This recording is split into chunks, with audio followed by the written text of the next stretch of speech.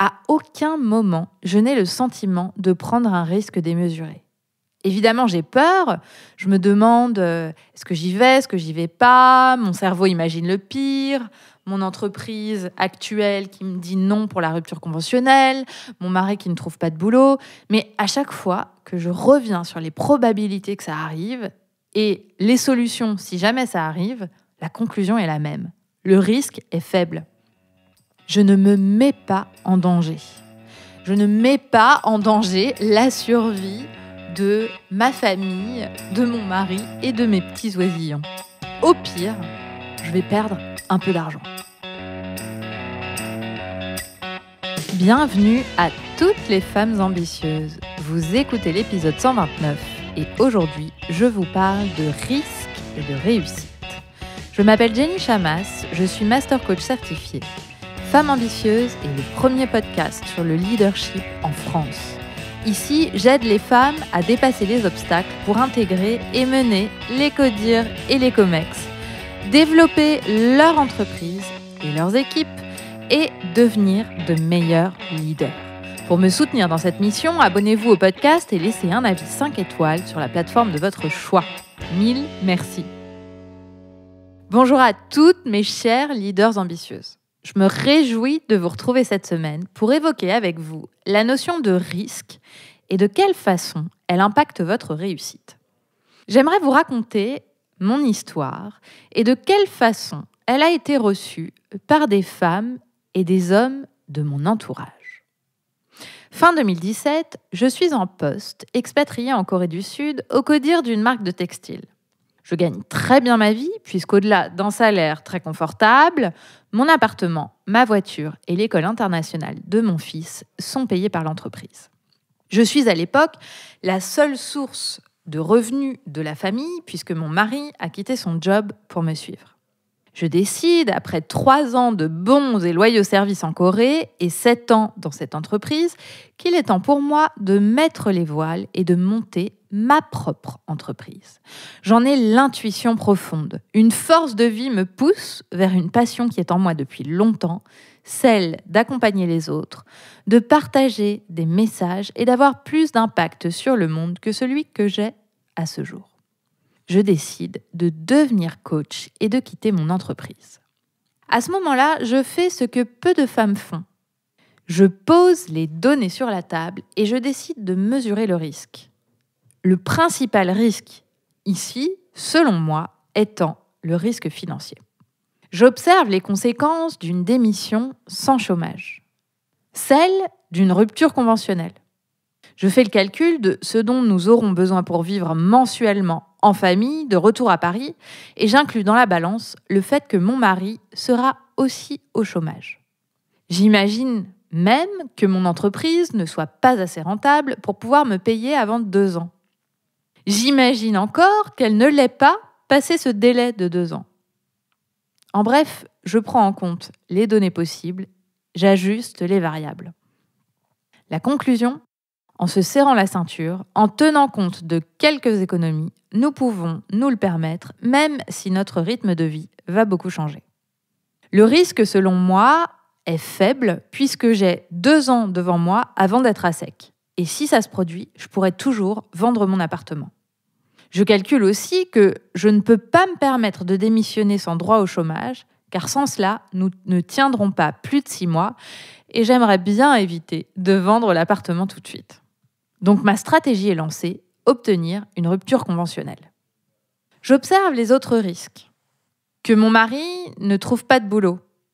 Peu probable, vu son CV, même après 4 ans sans salariat. Que mon entreprise ne fonctionne pas. Je me dis qu'au pire, je chercherai un autre emploi. Je ne vois pas d'autres risques. Ma décision est prise et j'ouvre la négociation avec mon entreprise. À aucun moment, je n'ai le sentiment de prendre un risque démesuré. Évidemment, j'ai peur.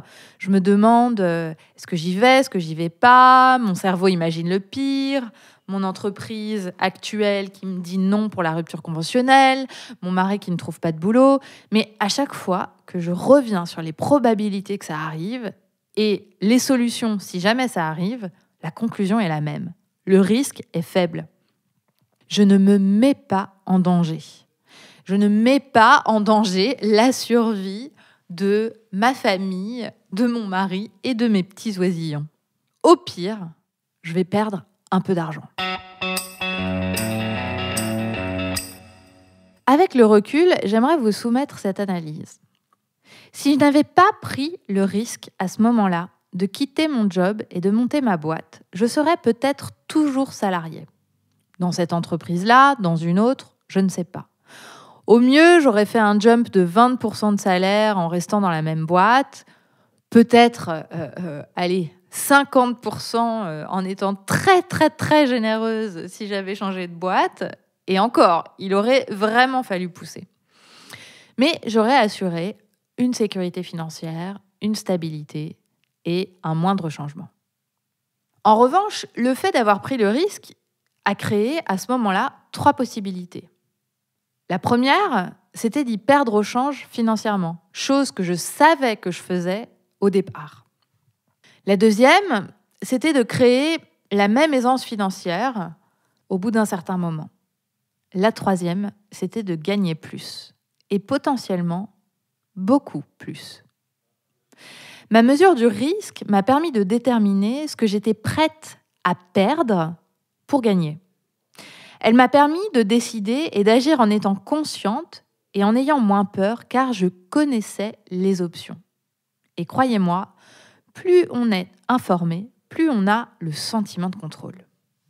Et le résultat, créé bientôt 4 ans après, c'est que j'aime beaucoup plus ce que je fais aujourd'hui qu'avant. À ce stade, si je mesure mes revenus 2017 face aux revenus 2020, ils sont toujours plus élevés qu'aujourd'hui. En revanche, la valeur que j'ai créée depuis 2017 au sein de ma propre entreprise est nettement supérieure. Et les chiffres me montrent que dans les prochaines années, les revenus générés par ma société seront nettement supérieurs à mes meilleurs revenus en tant que salarié en 2017. Ce n'était évidemment pas gagné d'avance, ça ne marche pas à tous les coups, mais sans prise de risque, cela n'aurait été possible. Le problème que je vois en général chez les femmes, c'est l'aversion au risque. Il y a un schéma récurrent qui est celui-ci. On veut la réussite. On veut le poste au COMEX, le poste de CEO, le CA multiplié par 10 de notre entreprise, sans vouloir le risque qui va avec. Celui potentiellement de se planter, celui de se faire licencier, celui de ne pas y arriver, celui de perdre de l'argent, de perdre la stabilité. Il faudrait que la réussite soit sécuritaire pour oser se lancer. Alors, c'est à la fois un atout, puisqu'il est prouvé que les entreprises dirigées par les femmes performent mieux. Autrement dit, elles prennent des risques mesurés et moins fous que les hommes, en quelque sorte, parce qu'elles sont moins drivées par leur ego. Mais c'est aussi à leur détriment, puisqu'elles s'autorisent moins à voir grand et à prendre de gros risques.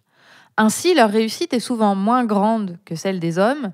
Évidemment, tout cela dépend de ce à quoi vous observez la réussite. Et ici, c'est facile de voir en fonction des finances, parce que comme c'est mesurable, ce sont des chiffres, c'est facile de comparer. Donc si on mesure en gains financiers, c'est facile de comparer. On peut aussi comparer en titre de poste, ce qui est la représentation, entre guillemets, de la réussite, d'être haut placé dans la hiérarchie, peut être évalué en titre de poste.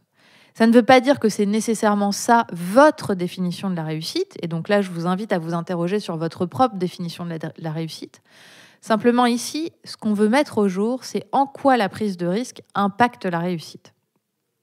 Le fait que les femmes soient risques averses est notamment l'une des raisons qui fait que si peu de femmes entrepreneurs lèvent de l'argent. Parce que spontanément, la grande majorité n'y pense pas ou ne s'autorise pas à avoir des projets aussi grands et risqués qu'ils nécessitent de gros financements. Résultat, encore très peu de dossiers féminins, en comparaison avec les projets menés par les hommes, qui atterrissent sur la table des fonds d'investissement. Le niveau de risque que vous êtes prête à prendre est corrélé jusqu'à un certain point au niveau de réussite possible. Je dis bien jusqu'à un certain point car prendre des risques non mesurés, comme jouer à la roulette russe, vous donne très peu de chances de réussite. Alors posez-vous la question, Quelle relation entretenez-vous avec le risque et en quoi cela impacte votre réussite, quelle qu'elle soit, financière, professionnelle ou de projet personnel? Et là, je suis certaine que pour beaucoup d'entre vous, ça coince. Vous réalisez que vous êtes averse au risque. Vous avez toujours peur que le pire se produise. Donc, vous repoussez les décisions difficiles. Vous tenez à une grande stabilité et vous vous dites que c'est important pour votre équilibre et pour vos enfants si vous en avez. En général, cette excuse, je l'entends beaucoup. Vous demandez l'avis à tout le monde autour de vous pour vous rassurer sur le risque. Et si les gens ont peur, alors vous vous ralliez à leur opinion. Si vous vous reconnaissez et si vous avez l'ambition de réussir à des fonctions de direction, que ce soit dans une entreprise ou au sein de la vôtre, vous allez devoir travailler sur le sujet. Pourquoi ? Parce que ces pensées vous empêchent de prendre des risques et donc limitent votre potentiel de réussite. Pour illustrer ce propos, je vais vous raconter les différentes réactions dans mon entourage à l'annonce de ma décision, qui sont autant de rapports au risque entraînant des résultats différents.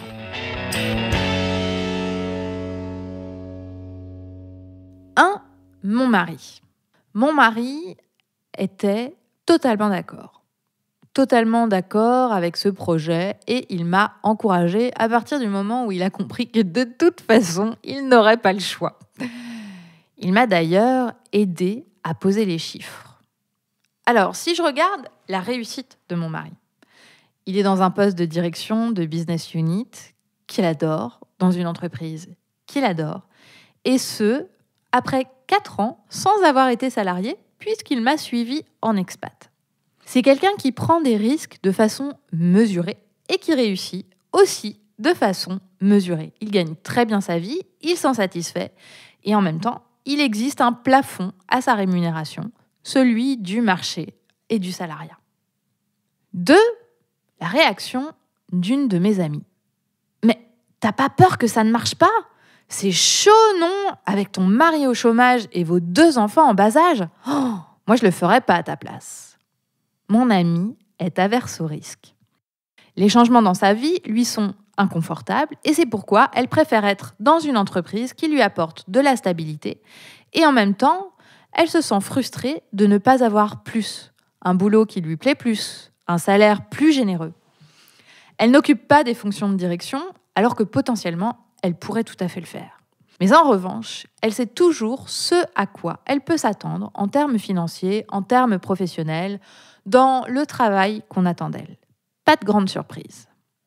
3e personne, mon patron de l'époque. Mais pourquoi quitterais-tu cette entreprise qui te destine à un avenir si prometteur ? Mais quel dommage ! D'ailleurs, j'ai parlé de toi pour un poste de Head of Merchandiser international. Fais l'entretien, vas-y, ça te fera peut-être changer d'avis. Et puis, combien tu vas gagner seul ? Tu vas galérer, ça va être dur. Bon, son discours était celui de quelqu'un qui voulait retenir un bon élément, mais aussi un peu de peur pour moi. Pourtant, cet homme prend énormément de risques quand il s'agit de l'idée ses équipes et de l'idée le business qu'il dirige. Et il réussit vraiment très bien ce qu'il entreprend. Il n'a cessé de monter dans la hiérarchie depuis que je le connais et depuis que nous avons travaillé ensemble. Visiblement, aucun plafond de rémunération, puisqu'en tant que CEO, il a aussi des actions et il pourrait continuer à grimper. Mais au moment où il m'a parlé, il avait un biais. Celui de penser qu'en tant que femme, ce serait plus dur pour moi, ou en dehors d'une entreprise et d'une structure comme un gros bateau, ce serait plus difficile, un peu la jungle si on veut. Quelque part, il voulait comme me protéger de ma propre gestion du risque, un peu de façon paternaliste et de façon totalement inconsciente, j'en suis sûre. Intéressant de voir que mon boss était moins enclin à ce que je prenne des risques, alors que lui n'avait pas de difficulté à en prendre. Ma conclusion de ces réactions. 1, et je vais faire quelques généralités, mais à force d'observation, je constate que c'est réel. Les femmes sont en général plus averses au risque. notamment parce qu'elles n'ont pas été socialisées pour en prendre, au contraire des hommes. Parfois même, les hommes qui prennent de gros risques encouragent les femmes à ne pas faire de même parce que l'inconscient collectif pense que les femmes qui entreprennent réussissent moins, alors que c'est juste le résultat d'un héritage socioculturel et d'une société qui s'est construite sur le patriarcat, qui est évidemment, j'en suis ravie, en train petit à petit de voler en éclats. Mais au fond, j'ai pris ma décision en mon âme et conscience, et ce qui m'y a aidé sont deux choses. La première, l'intuition de savoir ce qui était bon pour moi. Autrement dit, demandez-vous ce qui est bon pour vous. Pourquoi voulez-vous diriger ? Avez-vous l'âme d'une leader ? Est-ce fait pour vous ? Ce n'est pas pour tout le monde et c'est très bien comme ça. La deuxième chose, c'est de poser les chiffres et mesurer le risque. Pas besoin d'avoir fait l'X pour additionner, soustraire et multiplier quelques chiffres sur le papier.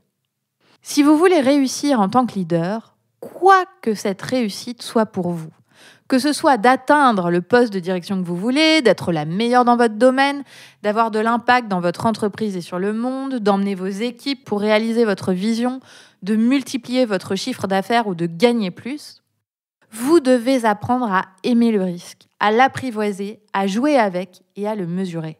Parce qu'il a un impact très clair et très direct sur votre capacité à réussir ce que vous entreprenez. C'est le risque qui permet d'ouvrir la porte à la création de résultats.